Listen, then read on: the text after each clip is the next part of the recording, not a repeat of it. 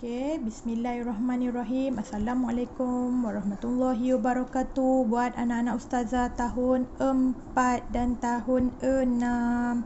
Okey, untuk tahun 4 kita teruskan sambung pelajaran kita, pelajaran ibadah kan. Okey, buka buku teks muka surat 29.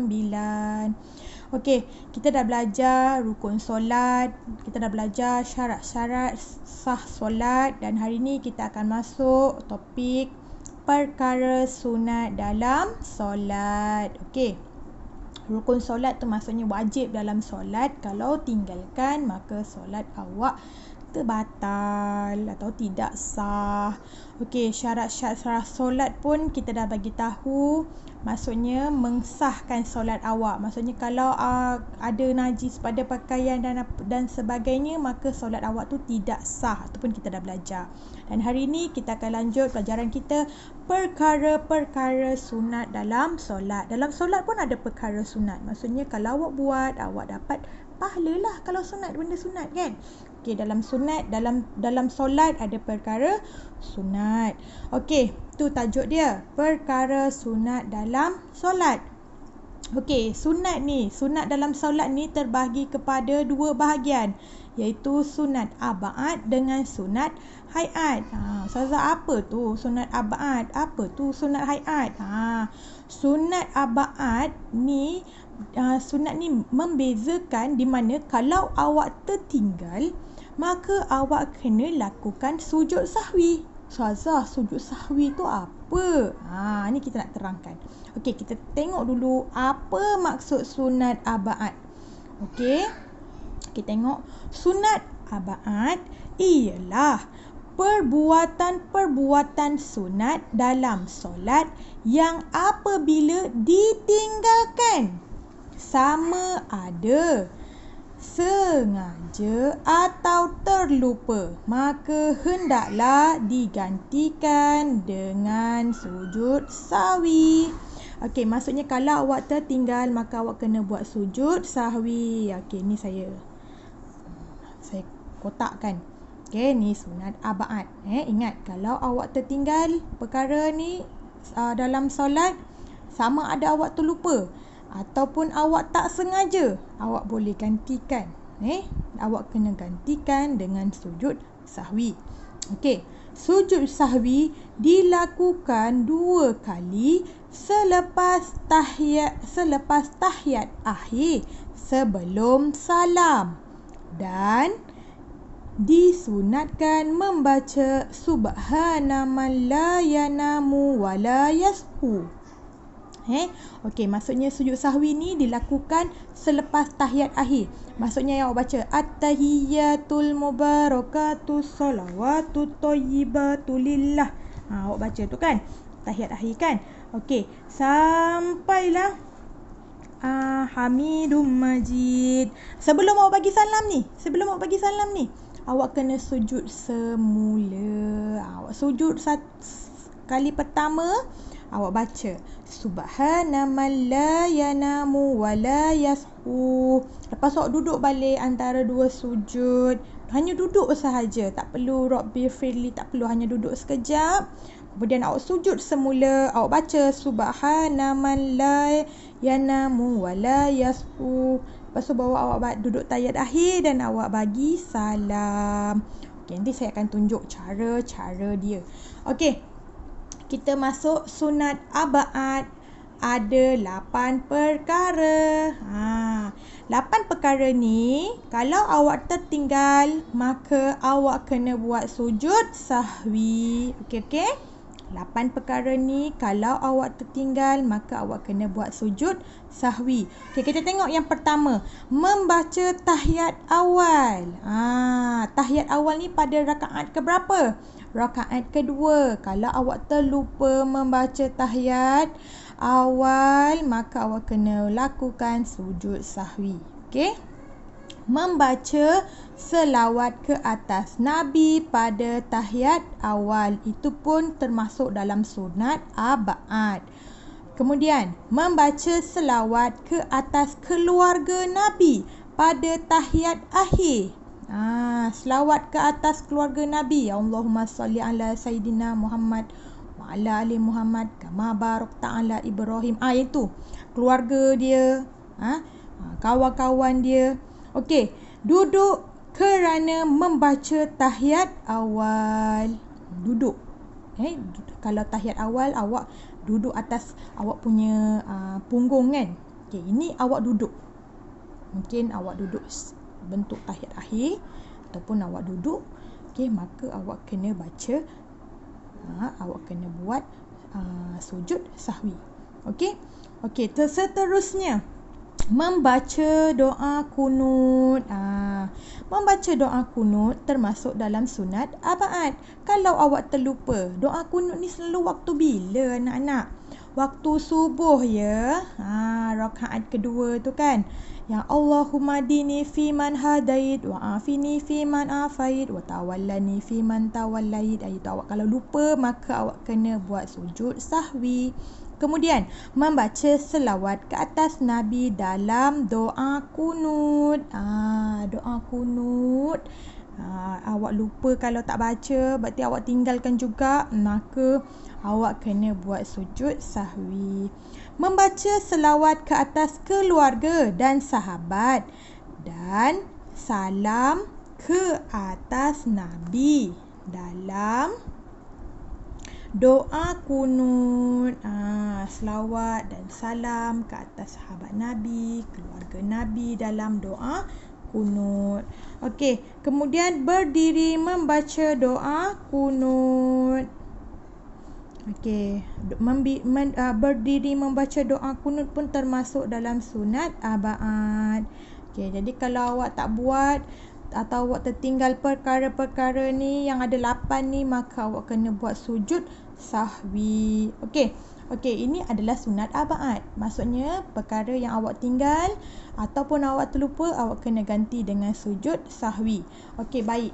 Kita tengok pula sunat hayat. Okey, apa itu sunat hayat? Okey, sunat hayat ialah sunat hayat ialah perbuatan-perbuatan sunat dalam solat yang jika ditinggalkan sama ada lupa atau sengaja, maka tidak perlu sujud sahwi. Kalau awak terlupa, awak tak sengaja, tak perlu buat sujud sahwi. Faham tak? Okay, kita ada 2. Saya terangkan semula 2. Kalau 1 tadi yang ada 8 perkara, kalau awak terlupa maka kena buat sujud sahwi. Dan satu lagi ni sunat hayat ni, kalau awak terlupa atau tak sengaja, tak perlu. Tak apakah yang tak perlu tu? Awak kena tahu ya. Okey, antara sunat hayat. Okey, ni antara sunat hayat. Okey, 1. Mengangkat 2 tangan menghala kiblat berserta dengan bahu. Okey, mengangkat tangan menghala kiblat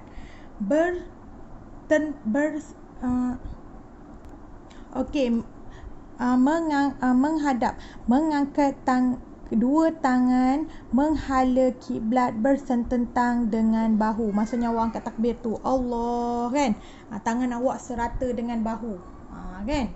Okey, tu maksudnya tu di bawah sunat hayat. Okey, nombor 2, meletak tangan di antara pusat, mana pusat awak, dan dada, di antara pusat dan dada, dengan tangan kanan memegang tangan kiri. Maksudnya awak letak macam ni tu kan, antara pusat dan dada kan. Okey, buat macam ni kan. Okey, nombor 3, membaca doa iftitah. Membaca doa iftitah tu tahu tak? Macam mana baca doa iftitah tu? Yang awak lepas yang angkat takbir Allahu Akbar, awak pun nak mula solat kan? Awak baca Allahu Akbar kabiran walhamdulillahi kasiran wa subhanallahi bukratan wa asila. Yang tu. Okey, itu pun di bawah sunat hayat. Kalau misalnya awak tertinggal, tak perlu membaca sujud, tak perlu membuat sujud sahwi. Okey, nombor 4, membaca At-ta'uz. Apa maksud at-ta'uz? At-ta'uz tu maksudnya auzubillahi minasyaitonirrajim, untuk mulakan Al-Fatihah kan. Tu pun tak perlu. Bukan tak perlulah, kalau awak tertinggal atau terlupa, awak memang tak perlu untuk gantikan dengan sujud sahwi. Okey, membaca amin setelah selesai membaca surah Al-Fatihah. Kalau awak baca surah Al-Fatihah kan, waladdallin, perkataan dia amin, yang itu kan, itu pun tak perlu untuk gantikan dengan sujud sahwi. Okey, membaca surah selepas surah Al-Fatihah pada rakaat pertama dan kedua. Ini yang saya kata surah pendek. Surah pendek ni termasuk dalam sunat hayat. Kalau buat, awak dapat pahala. Kalau awak tak buat, maka awak tak dapatlah pahala sunat tu. Okey, boleh faham? Okey, membaca dengan nyaring pada rakaat pertama dan kedua pada solat maghrib, isyak dan subuh, dan memperlahankan suara pada solat zuhur dan asar. Okey, kalau waktu subuh, maghrib, isyak, kita disunatkan untuk kuatkan. Untuk lelaki lah, kuatkan. Kalau perempuan hanya setakat dengar di telinga. Tapi kalau awak tak nak baca kuat-kuat pun, awak nak baca hanya untuk telinga awak dengar pun tak ada masalah. Itu tidak termasuk dalam sunat abad. Dia hanya sunat hayat sahaja. Okey? Okey, kemudian nombor 8, melafazkan takbir. Takbir apa ni? Takbir intikolat. Apa maksud takbir intikolat ni? Ni dia. Takbir ketika pindah dari satu rakaat kepada satu rakaat yang lain. Satu rukun ke satu rukun yang lain. Maksudnya, contoh dia Allahu Akbar, awak nak sujud. Allahu Akbar, Allahu Akbar, Allahu Akbar. Kalau awak tak sebut pun tak apa, awak hanya angkat takbir. Okey, kemudian sebab dia kata melafaz, di bawah melafaz. Maksudnya awak tak sebutlah, tak apa. Okey, nombor 9, membaca tasbih pada rukuk dan sujud. Membaca tasbih. Kan awak dah rukuk kan, subhana rabbiyal azimi wa bihamdih. Kita nak gap sekejap tu, kita panggil tomaninah tu. Macam mana panjang tomaninah tu adalah satu kali tasbih, maksudnya subhanallah. Okey, baru awak berdiri. Itu pun kalau awak baca, awak dapat pahala. Kalau awak tak baca pun tak ada masalah, kan. Okey, sebab dia bawah sunat hayat. Okey, memberi salam yang kedua. Memberi salam yang kedua pun termasuk dalam sunat hayat. Okey, maksudnya awak bagi salam yang pertama, maka selesailah solat awak. Tak ada masalah apa, awak terkentut ke kan. Kadang-kadang kita ni gopoh nak solat sebabnya sakit perut lah, time tu sakit perut, time tu rasa nak buang air kecil, nak kentut. Jadi awak selesai untuk salam pertama je. Assalamualaikum warahmatullahi, awak bagi salam, balik ke kanan. Kemudian tak sempat salam kedua, Assalamualaikum, awak dah terkentut. Maka solat tadi sah. Sebab salam yang pertama tadi telah selamat. Awak telah selamat untuk bagi salam yang pertama. Maka solat awak tadi sah. Okey anak-anak. Okey, itu adalah sunat hayat dan sunat abad. Okey, kita tengok pada sujud sahwi. Surat 31. Ni anak murid ni dia tengah buat sujud sahwi. Okey, sujud sahwi artinya sujud sebab terlupa. Okey, dia sujud sebab terlupa. Jika kita terlupa atau tertinggal salah satu daripada sunat abad, maka kita hendaklah menggantikannya dengan melakukan sujud sahwi. Kalau kita tinggal yang sunat abad yang saya terangkan 8 tadi, maka kita kena buat sujud sahwi. Kemudian sujud sahwi dilakukan selepas membaca tahiyat akhir sebelum salam sebanyak 2 kali. Maksudnya awak nak buat sujud sahwi, awak duduk tahiyat akhir. Okey, kita akan buat contoh. Sebentar lagi saya akan buat contoh. Okey, macam mana perbuatan dia. Okey, 2 kali. lepas baca tahiyat akhir, sebelum awak bagi salam. Sebelum awak bagi salam, okey, kita kena sujud dulu. Okey, bacaan dia boleh ikut sama-sama dengan saya. Subhana man la yana mu wala yashu.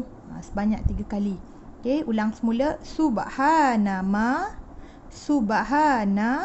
man la yana mu wala yashu.